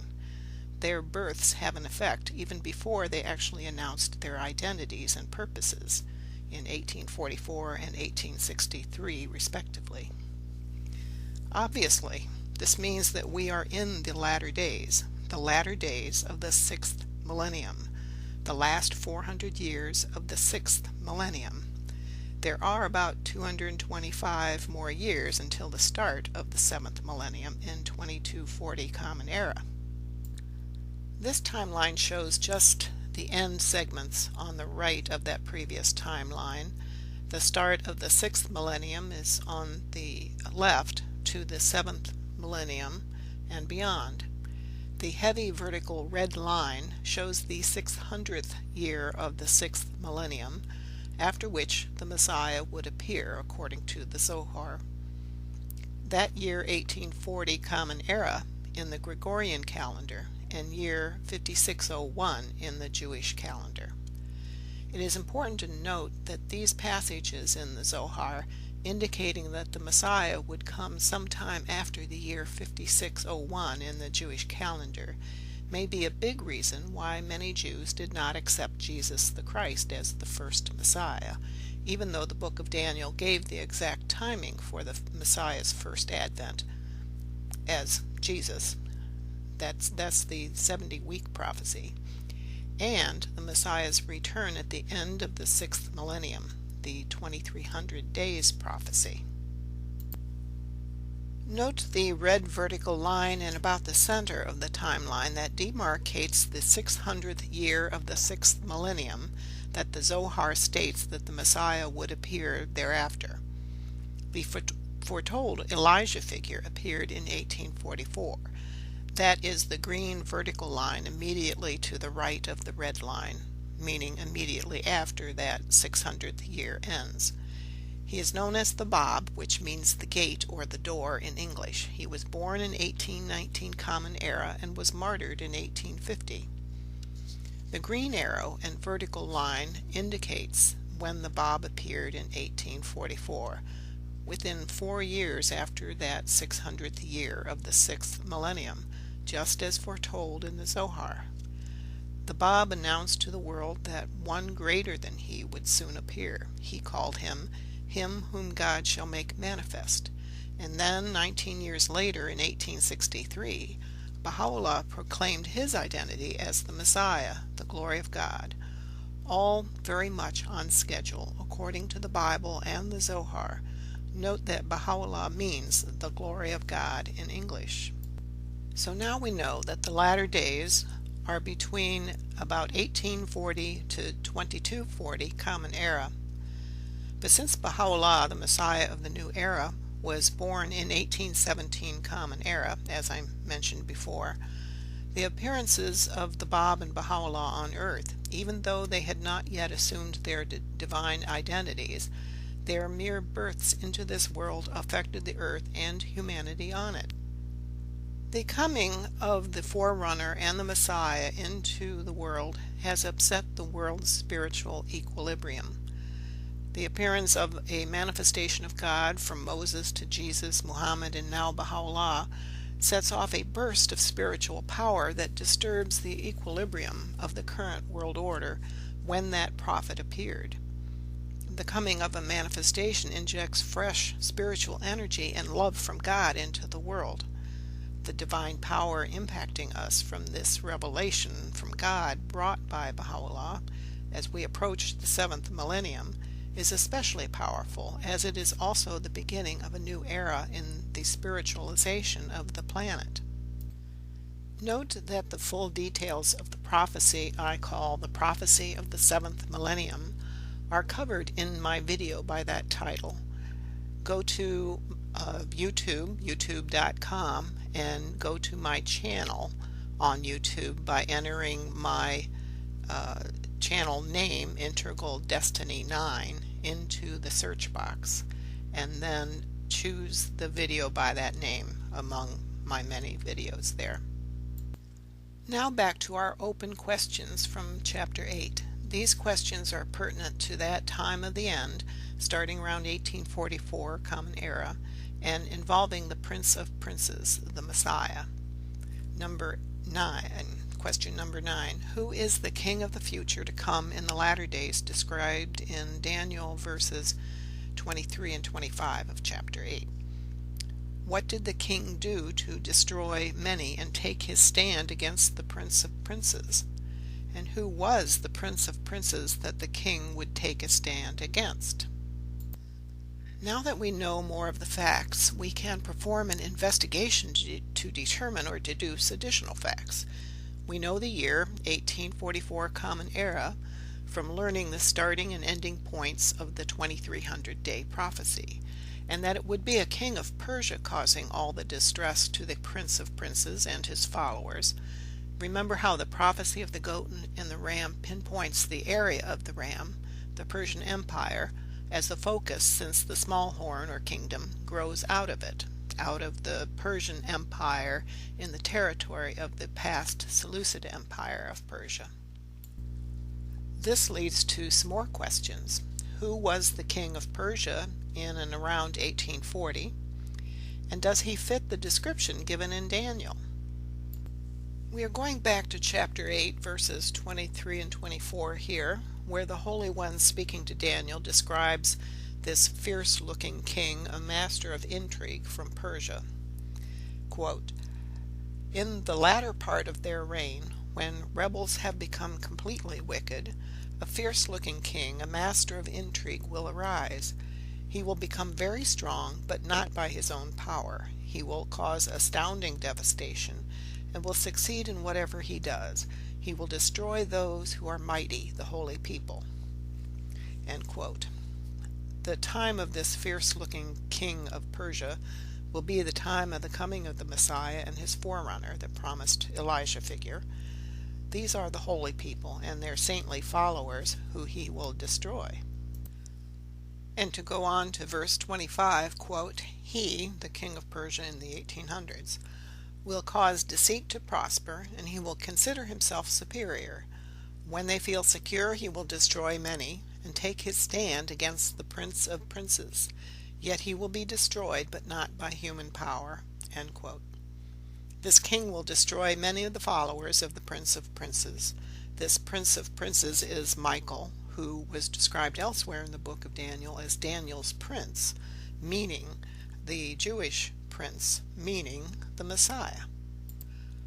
I've compiled a list of 9 characteristics of this king or kingdom at the time of the coming Messiah out of those verses from Daniel chapter 8 verses 23 through 25 that we just reviewed. As I go through some history from Persia during this time period, we can do a fact check at the end to see if that king or kings and their governments of Persia exhibited those characteristics or actions. Just to go through them quickly, rebels have become completely wicked, fierce-looking king, master of intrigue, became strong but not by own power, will cause astounding devastation and will succeed in whatever he does.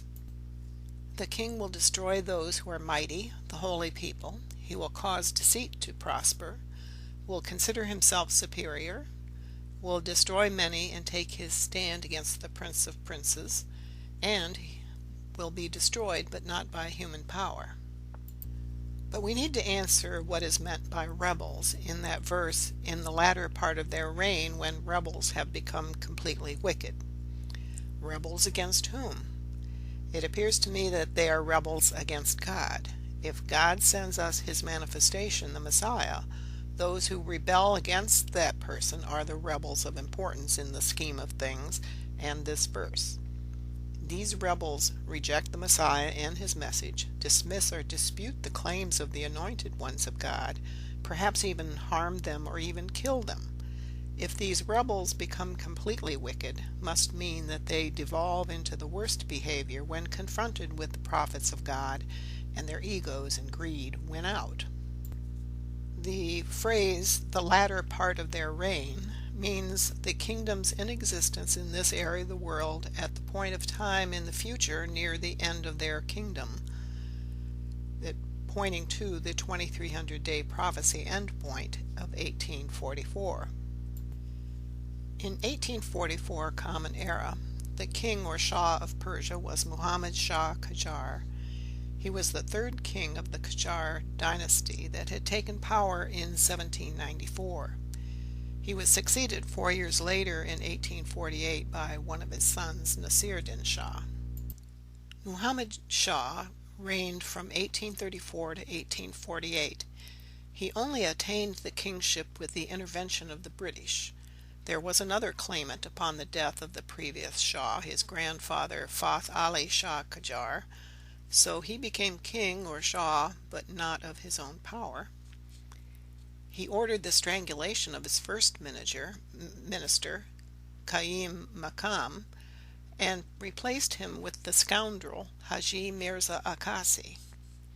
He relied upon his Grand Vizier, Haji Mirza Akasi, to run the country. He advocated and approved of and encouraged the vizier's vendetta against the Babis, the followers of the Bab. There were thousands upon thousands of the followers of the Bab, and those followers were very fervent in their devotion to him.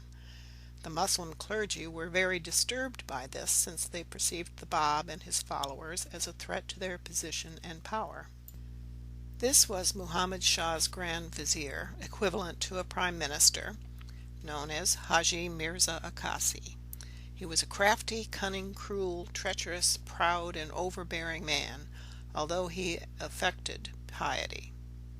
He was very aware of the Bab's charisma, so he quashed a meeting between the Shah and the Bab that the Bab had requested. He persistently and violently tried to eliminate the Babi faith.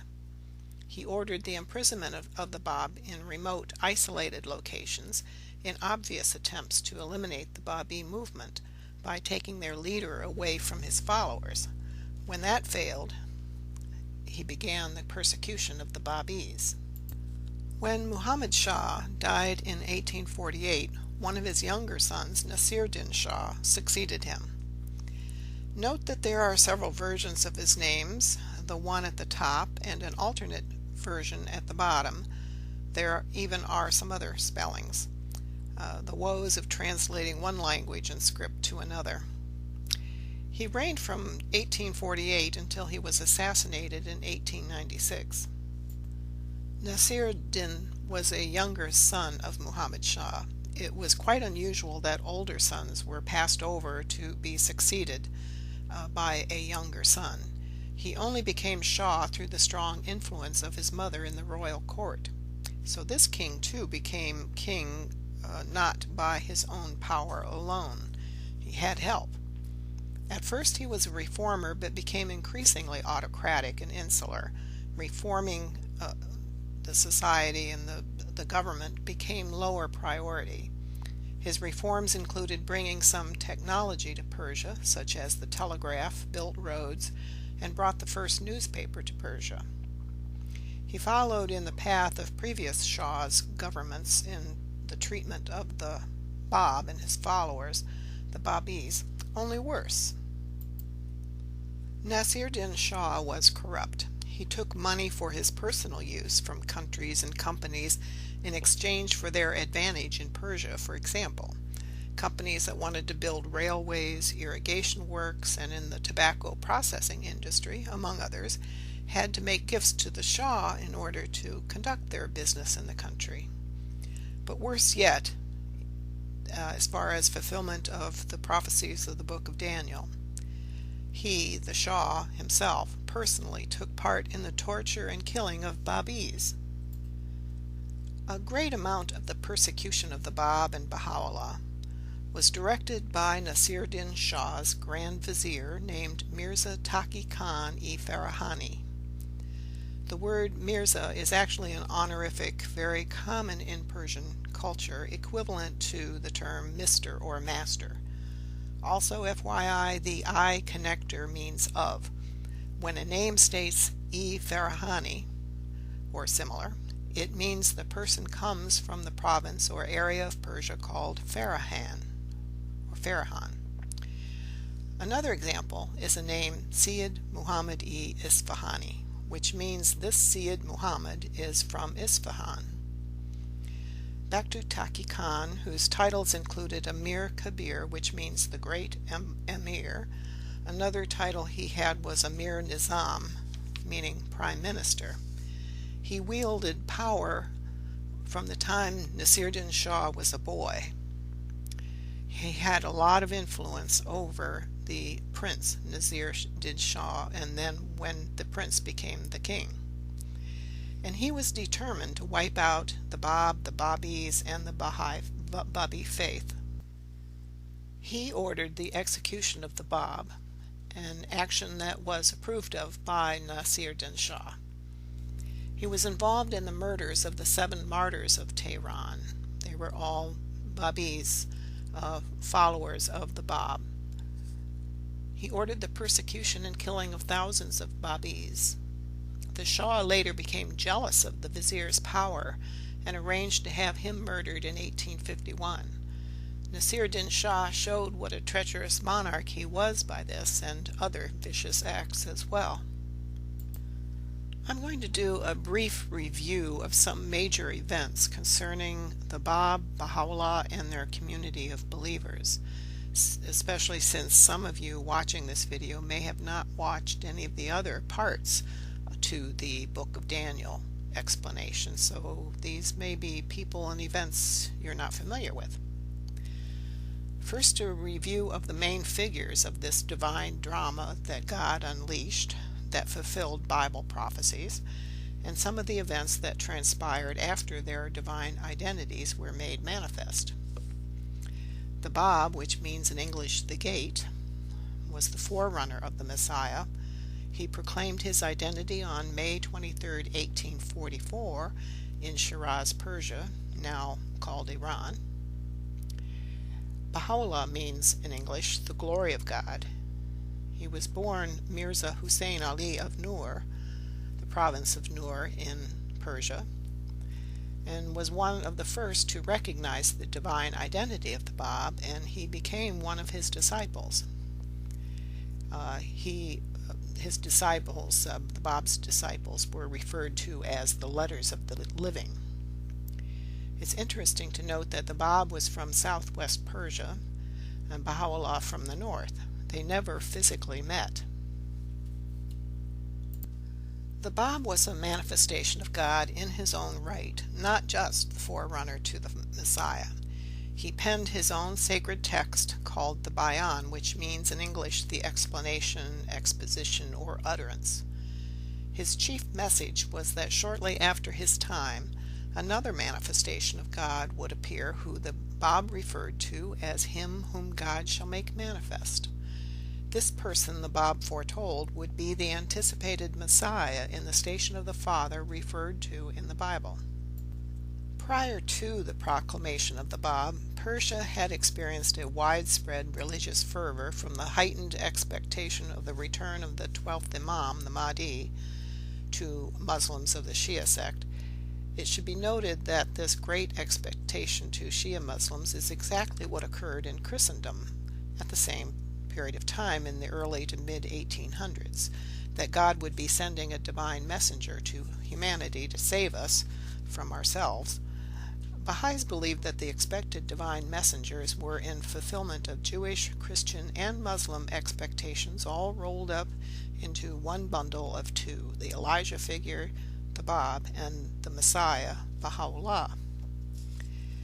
The Muslim clergy, predominantly of the Shia sect, became alarmed at the number and devotion of the followers of the Bab, called Babis. Partly they thought of the Bab and his followers as heretics, but they also feared losing their position and power in that society. Note that in the Baha'i faith there is no clergy at all. If a significant portion of the society had become followers of Baha'u'llah, the clergy might well be out of their jobs. The Grand Vizier of Muhammad Shah, Haji Mirza Akasi, as mentioned before, a treacherous and incompetent minister in the government, perceived the Babi movement, especially its leader, the Bab, as a threat to the government and his own power in it. Akasi recognized the charisma and power of the Bab's person. When the Bab requested audience with the Shah, Akasi finagled to never allow that to happen for fear that the Bab would sway the opinion of the Shah away from their policy of persecuting the Bab and the Babis. In an attempt to quash the Babi faith, Akasi had the Bab arrested and imprisoned, but this did not get the Bab far enough away from his devoted followers. This is a description of the Bab from a history of the Babi movement called the Dawnbreakers.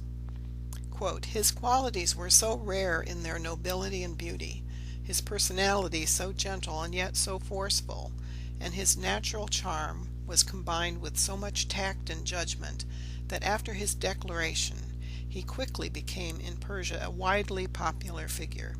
He would win over almost all with whom he was brought into personal contact, often converting his jailers to his faith and turning the ill-disposed into admiring friends." End quote. The Grand Vizier of Muhammad Shah had the Bab imprisoned in very remote mountainous sites in order to disrupt the Babi faith. It was hoped that the removal of the leader from his followers would lead to the Babi faith dying out. When Nasiruddin Shah became Shah at his father's death in 1848, his Grand Vizier, Mirza Taqi Khan, took up the mantle of persecuting the Bab and his faith. He ultimately ordered the execution of the Bab, with, of course, the approval of Nasiruddin Shah. The Bab was martyred on July 9, 1850, by a regiment of the Persian army. His disciples carried on as leaders for many years. The person who was the Messiah to be was at that time one of the disciples of the Bab. They were called the Letters of the Living. One was a woman called Tahireh, a renowned poetess. In 1852, a couple young foolish followers of the Bab were so despondent at the martyrdom of the Bab that they became unhinged and made an attempt to assassinate Nasiruddin Shah. They were unsuccessful and were killed immediately by the Shah's guards. The assassination attempt infuriated the Shah, and the Shah ordered severe punishments of the Babis, even though none were involved in any way with this failed attempt by the foolish youth. This period was filled with harsh persecution. Babis were tortured and killed using the most revolting methods one could imagine, from inserting lit candles in lesions of the skin, to shotting people like horses and making them run through the streets until they died, and some were shot out of cannons. The punishment of the innocent Babis was unjustified and completely incommensurate with the failed attempt on the life of the Shah, with which they were not at all involved anyway. Baha'u'llah was imprisoned and bastinadoed. August through December of 1852, Baha'u'llah was again imprisoned, this time in the loathsome underground prison called the Black Pit Prison, with some other Babis and various thieves and criminals. Note that this is where he had a vision in which he learned he was the one foretold by the Bab, him whom God shall make manifest, meaning the Messiah, prophesied by the Bab, and also prophesied in the Bible. January 1853, Baha'u'llah, his family, and some other Babis were banished to Baghdad by the Shah's government. Note that the Grand Vizier Taqi Khan had been murdered by order of the Shah in 1851, and a new vizier appointed. The Shah and Muslim clergy wanted Baha'u'llah and some other Babis moved away from Persia. But that was not far enough away, because within 10 years, 1863, Baha'u'llah's fame and friends had multiplied in Iran, in Persia, as well as in his present home, Baghdad, where he had been exiled. Because Baha'u'llah's fame and friends was expanding while he was in Baghdad, the Shah requested that the Ottoman Empire remove Baha'u'llah much further away from Persia. In April 1863, just before being removed from Baghdad under enforced exile, Baha'u'llah made a public declaration announcing that he was the manifestation of God prophesied by the Bab. Once Baha'u'llah proclaimed that he was the expected Messiah, Most of the followers of the Babis, became followers of Baha'u'llah and were now called Baha'is, and their faith called the Baha'i faith. In 1863, the Sultan of the Ottoman Empire in Constantinople exiled Baha'u'llah from Baghdad to the Ottoman capital. Then 2 more times he was exiled thereafter. The last exile of Baha'u'llah was to the prison city of Akka, Palestine, where he lived out his life as a prisoner of the Ottoman Empire until his passing in 1892. This map shows the location of then Palestine. Then on the right, an enlargement of the Haifa, Akka area where Baha'u'llah was exiled. The hope of the Shah of Persia and the Sultan of the Ottoman Empire was that the Baha'i faith would die out once Baha'u'llah was incarcerated in that foul prison city of Akka, Palestine. In fact, the hope was that Baha'u'llah would quickly die there. This is an old photo of the prison building in which Baha'u'llah and his family were incarcerated for several years. They nearly died from dysentery. Once Baha'u'llah was allowed to leave this building, he was still not allowed to leave the prison city of Akka until late in his life. He was never allowed to leave the immediate area until his passing in 1892. Meanwhile, Nasir-Din Shah and his new vizier continued the persecution of the followers of Baha'u'llah, the Baha'is, in Persia. All told, there were over 20,000 Babis and later Baha'is killed in the first 2 decades of their existence. The photo shows some Baha'is under arrest in 1896 simply for being members of the Baha'i faith. Shortly after this photo was taken, the father and son on the left were martyred simply for being Baha'is. A good source of information about Baha'u'llah and the Baha'i faith is this 30-minute video titled The Prisoner of Akka. It's very informative and it's professionally done and professionally narrated. Pause this video to write down the web address you see there. Note that this address starts with https:/, not just http:/. To further our exploration of the comparison between the foretold characteristics of the sinister king of Persia and the deplorable times described in the Bible and the actual social, religious, and governmental conditions of Persia in the 1800s, especially around our year 1844 Common Era, I'm going to quote from a history of the times by Shoghi Effendi in his book God Passes By. Shoghi Effendi was the great-grandson of Baha'u'llah and was the head of the worldwide Baha'i faith community from 1921 to 1957. So this is a description of the times. Quote, "The people among whom he, the Bab, the forerunner, appeared were the most decadent race in the civilized world, grossly ignorant, savage, cruel, steeped in prejudice, servile in their submission to an almost deified hierarchy, recalling in their abjectness the Israelites of Egypt in the days of Moses, in their fanaticism the Jews in the days of Jesus, and in their perversity the idolaters of Arabia in the days of Muhammad.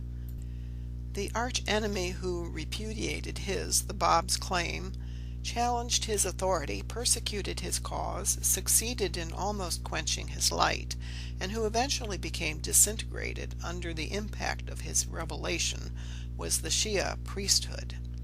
Fiercely fanatic, unspeakably corrupt, enjoying unlimited ascendancy over the masses, jealous of their position and irreconcilably opposed to all liberal ideas. The members of this caste had for 1,000 years invoked the name of the hidden Imam. Their breasts had glowed with the expectation of his advent. Their pulpits had rung with the praises of his world-embracing dominion. Their lips were still devoutly and perpetually murmuring prayers for the hastening of his coming. The willing tools who prostituted their high office for the accomplishment of the enemy's designs were no less than the sovereigns of the Qajar dynasty, first the bigoted, the sickly, the vacillating Muhammad Shah, who at the last moment cancelled the Bab's imminent visit to the capital, and second, the youthful and inexperienced Nasiruddin Shah, who gave his ready assent to the sentence of his captive's death. The arch-villains who joined hands with the prime movers of so wicked a conspiracy were the two Grand Viziers, Haji Mirza Akasi, the idolized tutor of Muhammad Shah, a vulgar, false-hearted, and fickle-minded schemer, and the arbitrary, bloodthirsty, reckless Emir Nizam, Mirza Taqi Khan, the first of whom exiled the Bab to the mountain fastnesses of Azerbaijan, and the latter decreed his death in Tabriz. Their accomplice in these and other heinous crimes was a government bolstered up by a flock of idle, parasitical princelings and governors, corrupt, incompetent, tenaciously holding to their ill-gotten privileges, and utterly subservient to a notoriously degraded clerical order." End quote. Again, that was by Shoghi Effendi in his book God Passes By. This description gives a very real picture of the type of society the prophets of God, the Bab and Baha'u'llah, and their followers faced in the heroic age of this new faith of God. Next, further proof that this time truly was the latter part of their reign. Remember, the verse stated that this would all occur at the latter part of their reign, so this must mean towards its end. So did their reign end? Nasiruddin Shah was assassinated in 1896 by a follower of a quasi-Muslim political movement to modernize Islam. To be clear, in case you are wondering, the assassination of the Shah was not in any way associated with members of the Baha'i or Baha'i faiths or their followers. No Babis or Baha'is were involved with the assassination in any way, shape, or form. It was a follower of an Islamic reform movement that assassinated the Shah. The Baha'i and Baha'i faiths are not reformer sects of Islam. They were completely independent religions of God, just like Christianity is not a sect of Judaism, but rather an independent religion with its own prophet and holy book. Again, the Baha'i and Baha'i faiths are not sects of Islam. The Bab and Baha'u'llah came to fulfill Bible, that's Jewish and Christian, promises by God to send a Messiah in the latter days, and they also fulfilled Islamic prophecies of the coming of the Mahdi and the return of Christ. The Baha'i and Baha'i faiths are religious faiths, not political ideologies. Continuing our explanation of how these times were the latter part of their reign, there were only 3 additional Qajar dynasty Shahs after the assassination of Nasiruddin Shah.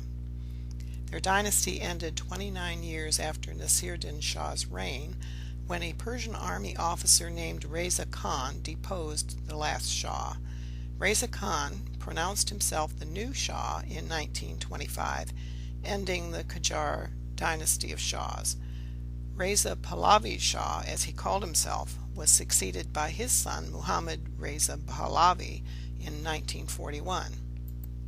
The son, Muhammad Pahlavi Shah, was deposed in 1979 through a revolution. Thus the end of the Shahs, maybe forever. The Shia Muslim clergy took the reins of power and renamed the country the Islamic Republic of Iran, making it an Islamic theocracy.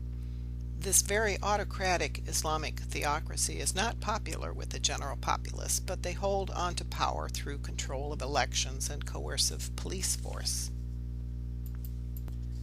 Do you remember these tables that I set up before, and we went through each of the 9 characteristics of the king and his kingdom, of this terrible Persian king to come who would persecute the holy people in the latter days? Well, we're going to go through these 9 characteristics, and I'm going to insert the description of how these kings of Persia and their minions actually fulfilled those characteristics. Number 1, rebels have become completely wicked. Well, we know from history, the history we just reviewed, that the Shahs, their officials, and the Muslim clergy all rebelled against God by denying his messengers. These Persian kings, officials, and religious leaders were extremely wicked, and by killing and persecuting the Bab, imprisoning, torturing, and exiling Baha'u'llah, and killing and persecuting their faith community, the Babis and Baha'is. Number 2 characteristic: fierce-looking king, a master of intrigue. Both Muhammad Shah and his son Nasiruddin Shah, those are on the two on the left, and their chief ministers, the two on the right, were all fierce-looking and masters of intrigue. Unfortunately, they did not look fierce, but they were also very fierce in their actions against the Babis, and the Bab, of course, and later against the Baha'is in the reign of Nasiruddin Shah. Characteristic number 3: they became strong, but not by their own power. Well, Muhammad Shah became king only because of the intervention of the British, and Nasiruddin Shah took the throne only by the fierce backing of his mother. Remember, he was a younger son of Muhammad Shah, not the eldest, who would normally have become Shah after his father. Both Shahs were very dependent on their grand viziers, who ruled with great ruthlessness. Nasiruddin Shah's viziers were capable administrators, but were also very cruel. Characteristic number 4: will cause astounding devastation and will succeed in whatever he does. The Shahs and their kingdoms devastated the treasury of their country, rotted out the moral authority of their governments, and conducted a murderous campaign against innocent citizens, people devoted to God's own prophets. They were successful in the persecution, but not in the annihilation of them. But there were successes in their government administrations. Characteristic number 5: will destroy those who are mighty, the holy people. The holy people are the two expected manifestations of God, their families and followers, meaning the communities of the members, the Baha'i and later the Baha'i faiths. Obviously, they did destroy over 20,000 of them in the 1800s, and hundreds since. Severe persecution of Baha'is still occurs in Iran. Characteristic number 6: he will cause deceit to prosper. The entire government of both Shahs, top to bottom, used deceit and corruption for the personal gain of ministers and staff. In fact, the entire Persian society was corrupt. Murder to gain advantage was a common practice indulged in at the highest level, the Shah. Characteristic number 7: he will consider himself superior. Quite obviously, these Shahs and their ministers considered themselves above all others in value. The Shahs think of themselves as the King of Kings, meaning Shah and Shah. They're considering themselves the King of Kings when they were in the world at the same time as the divine King of Kings, the Bab, and King of Kings, different capitalization of the word K, the king there. The King of Kings with both kings being capitalized is Baha'u'llah. Even persecuting those divine messengers is the height of conceit and rebellion against God. Characteristic number 8: he will destroy many and take his stand against the Prince of Princes. 20,000 Babis and Baha'is were killed during the reign of Nasiruddin Shah, as well as the murder of his own vizier, Taqi Khan. This illustrates the destruction of many. His stand against the Prince of Princes means that the king and his kingdom plotted against God's Messiah, Michael the Prince, who was Baha'u'llah. Nasiruddin Shah and his vizier killed the Bab, the prince's forerunner, then imprisoned, tortured, and exiled Baha'u'llah, who was Michael the Messiah. And last, characteristic number 9: he will be destroyed, but not by human power. Both Shahs died, of course. Muhammad Shah, supposedly a natural death, Nasiruddin Shah by assassination. Muhammad Shah's vizier lost his position and was disgraced and died shortly afterwards. Nasiruddin murdered his own vizier, Taqi Khan, all apparently by human hands, of course. That does not fit the characteristic here.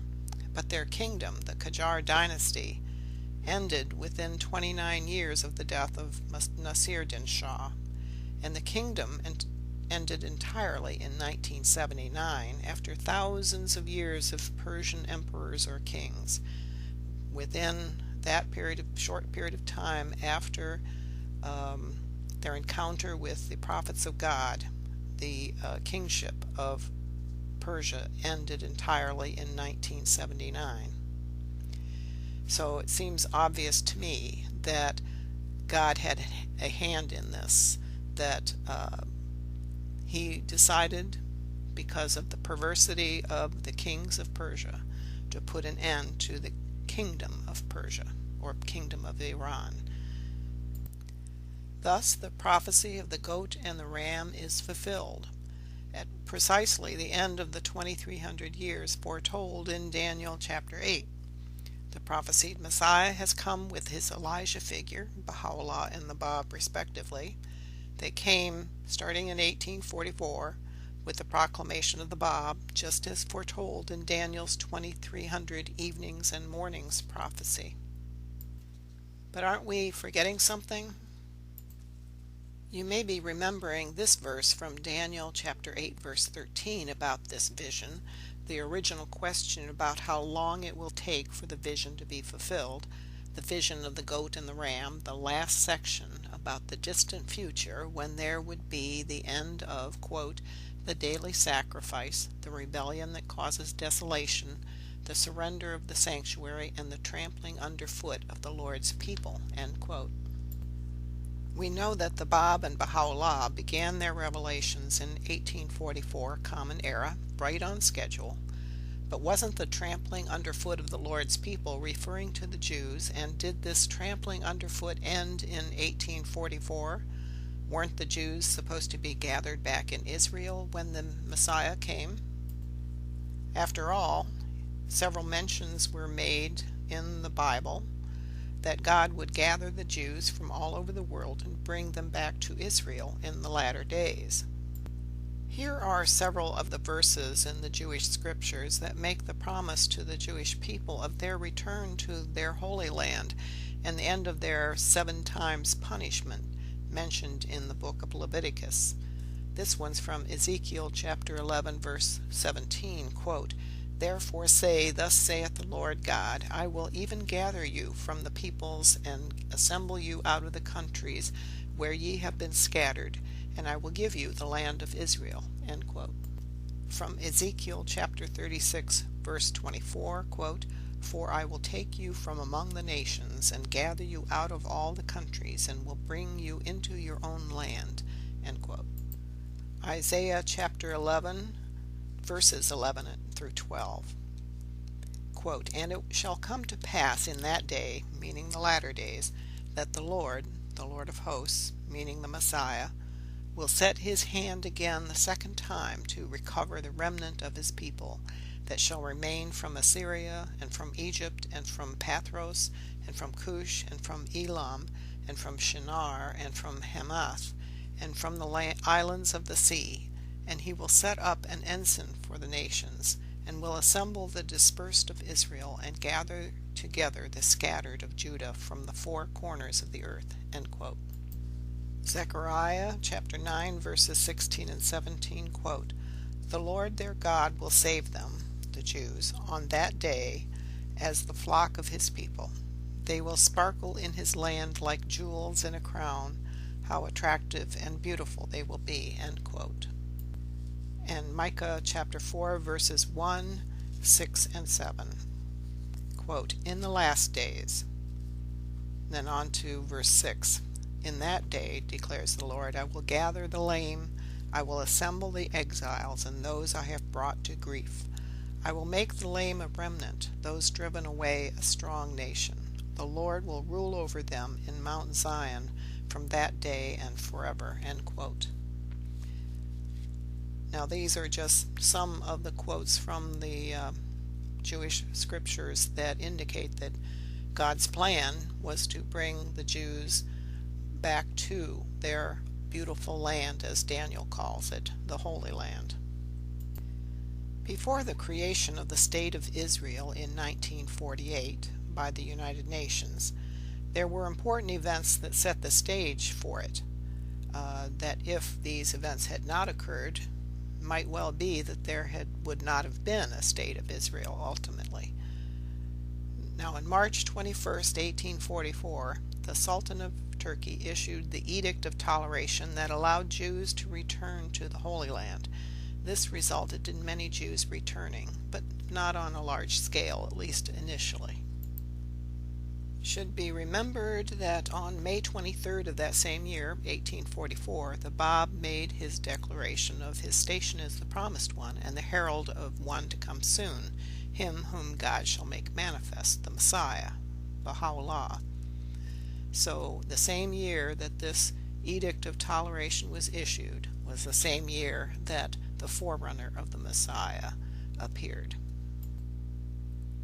So after 2,520 years of desolation, the Jews were at last allowed full legal rights in the Holy Land due to this Edict of Toleration that was issued in 1844. Then, 63 years after the Edict of Toleration was issued, the Balfour Declaration was issued in November of 1917 by the British government. It supported a plan for a Jewish national home in Palestine. These two decrees resulted in even more Jews returning to the Holy Land after World War I. Obviously, this prophecy has been fulfilled through a process commenced in 1844, the year that the Bab proclaimed his mission and identity. The appearances of the Messiah and his forerunner, and the return of the Jews to their beautiful land, began in 1844 Common Era. Well, we have explained how the prophecies in chapters 8 and 9 of the book of Daniel have been fulfilled. Chapter 8 was about the appearance of the second Messiah, Baha'u'llah, at the end of the latter days, and chapter 9 foretold the first coming of the Messiah, Jesus the Christ. And we now have proof positive that Daniel's prophecies were indeed true, as the man who revealed the prophecies to Daniel assured him. And now we know that the seals have been removed from the visions so that we can now understand their meanings. Who removed the seals? The Bab and Baha'u'llah. If I might suggest, it might be time for you to investigate the Baha'i faith. A good source of information about Baha'u'llah and the Baha'i faith is this 30-minute video titled The Prisoner of Akka. It's very informative, and it's professionally done and professionally narrated. Pause this video to write down the web address you see there. Note that this address starts with https:, not just http:. You can start your investigation by going to a couple websites that are designed just for seekers who want to find more information out about the Baha'i faith. The top one there is bahai.org. That's the international website for seekers. It also includes access to the official, authoritative, and sacred writings of the Baha'i faith for free. The bottom one is specific to the United States, bahai.us. Now, some countries who have their own official website for Baha'is, or to get information in those countries, you can just replace that .us with the two-letter abbreviation for your country, such as Australia is .au, United Kingdom is .uk, Canada is .ca, Zambia is .zm. Some countries there may not be such an official website. Good luck. Also a reminder, those several additional videos on Bible prophecy, including the other parts of the book of Daniel, of course, go to youtube.com and enter my channel name in the search box. That's Integral Destiny 9, all one word, and don't forget the number 9 on the end. And remember to go on to part 5 of this Book of Daniel series. Part 5 is on chapter 10, which is Daniel's vision of a man, which is a required necessity before you go on to review chapters 11 and 12. This video is an amateur production, obviously, by this singular person, me. Copyright 2015. Actually, I'm finishing it in 2016. Do not modify these materials or use them for any profit-making purposes. It's not an official production for the Baha'i faith. If there are any errors in it, they are my errors. Please contact me at that email address you see if you have any questions, and thanks for watching.